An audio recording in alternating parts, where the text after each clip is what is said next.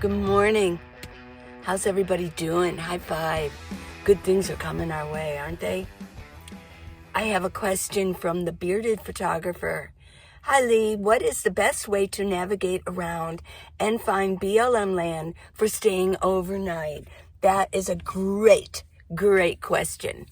Because the last couple of videos, if you haven't seen them, go see them. Yesterday morning and in the afternoon, I have been talking about RVs lately, and some of their plight, because the whole nation really is cracking down on parking.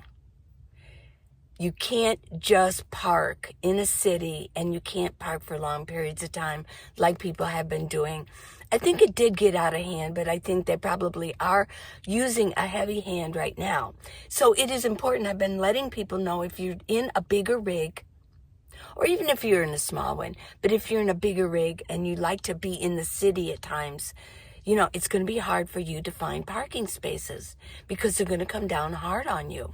So I have been recommending that you do find BLM land. There's a lot of it around. Yeah. And you can still, I believe, park overnight at Cracker Barrel and at Love's and at Pilot, the truck stop. Just, of course you already know this, park where vehicles are supposed to park. Way back, I mentioned this, I think years ago, and somebody said, well, that's terrible that you're taking up spaces for the semis. No, nobody wants to park where the semis park.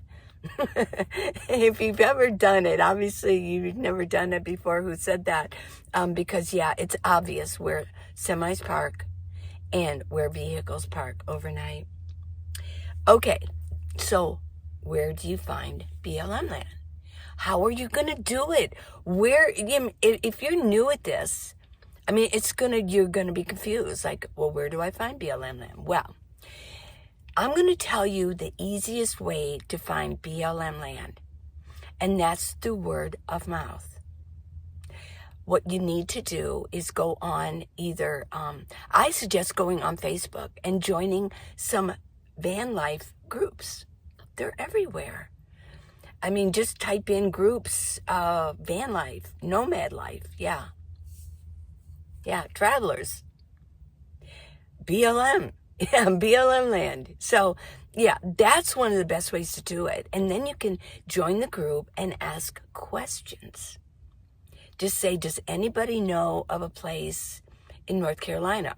Or where is good BLM land? Where's a good place to park? In Arizona, northern Arizona, southern Arizona. People are willing to let you know. Another thing too is to get to Quartzsite. If you're in van life and you haven't been to Quartzsite yet, well, there you go. Go. Go this season. Just drive and go. If you are hell-bent on staying on the East Coast or staying in Florida, places like that, then that's a whole different system. I do not know that system. Most of your BLM land is on the West Coast. Yeah. BLM land is basically undeveloped land that the public owns. We own that.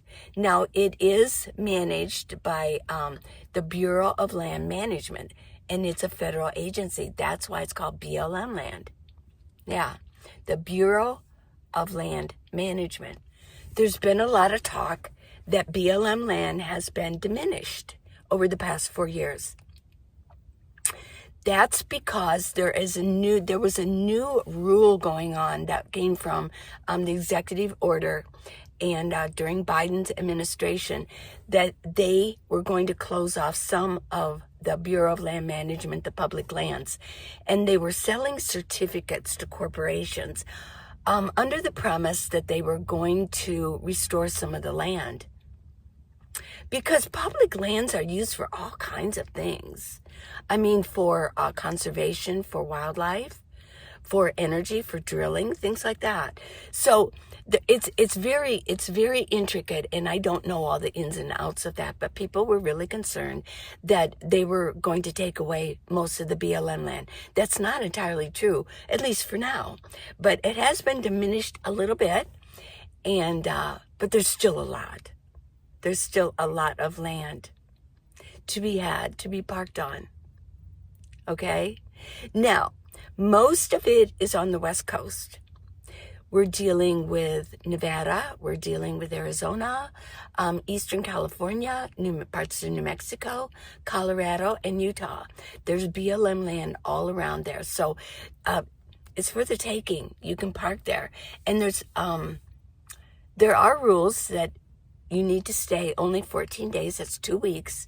And then you must move like at least 25 miles away from that area. But after a month, you can come back. You know, after another 14 days, you can come back, right? Just stay the 14 days in a certain area during that month, then go someplace else, 25 miles away. Those are the strict rules. A lot of people don't really enforce it severely, but maybe in the future they will be doing that. I don't know. So you might as well just follow the rules, right? But yeah, BLM land, there's not a lot on the East Coast because it's more highly populated. And BLM land is land that is raw. It is undeveloped land. There's no water, there's no electricity, there's no restrooms, no nothing like that. Yeah. So how are you going to find it? Well, you are either going to go on some apps, which I'm going to tell you about, or you're going to talk to people. Yeah, you're going to join some groups and find out where everybody else is going in a certain area. All you have to do is ask. You can also join some caravans through HAWA. It's a nonprofit, and you can access it through, I believe, cheap RV living. I've not gone in. I'm not done. I'm not done. Let me get something to drink here. I know it's early morning. It's still about 6 o'clock in the morning. You can go on Cheap RV Living, and I've never done the caravans before, but I had a friend who was involved in them, and it's pretty cool. I mean, you can travel with people. You can learn about BLM land. They do the 14 days, and then they move to another area. It's all very organized, and I do believe it goes on during the winter months. But go to Courtside and go ask around. Go to the RTR. Meet some people. Get some phone numbers. You might not want to call them. People don't like to do phone calls anymore, but you can text them and develop a personal relationship with people who are regular van lifers, right? Well, there are apps. Okay. And the apps, let me just pull them up so I don't forget them. Let's see. We have U.S. public lands, and I'll put it up right here. That's a good one, okay? I've used this before. What I do is I use word of mouth personally, but, you know, a lot of people use this. The next one is called BLM Public Lands Management. It's the BLM website, and it's their app, and I'll leave that here. Okay, another one that I like is called recreation.gov, and it has all kinds of places, campsites. Some of them I believe are free, but there's campsites and places, state parks, federal parks, where you can camp and you can park. And I believe it's for 14 days. Most of the campsite parks that you're going to stay at, they do cost, but it's minimal. A lot of them, if you have your pass, your Parks Pass, National Parks Pass, I have one that is for life. You can usually get most of them for half price because you're a senior, you have your senior pass. So yeah, that's how you're going to find BLM land. And I really do recommend that especially if you have bigger rigs, you're going to get caught being in a city. And I will tell you, if you want to go in the summer, a lot of people go to Flagstaff. I mean, there's a lot of BLM land up there that you can park for free, and it's easy to get into town. It's easy, you know? So there you go. I hope you enjoyed this, and go look at yesterday's videos. Actually, the last couple days has a lot of information about what's going on with RVs, and I give advice, you know, for small rigs. I'm in a minivan, and I really enjoy it. I think it's a little bit more stealthy, although things are cracking down just a little bit. You just have to be careful, just to follow the rules.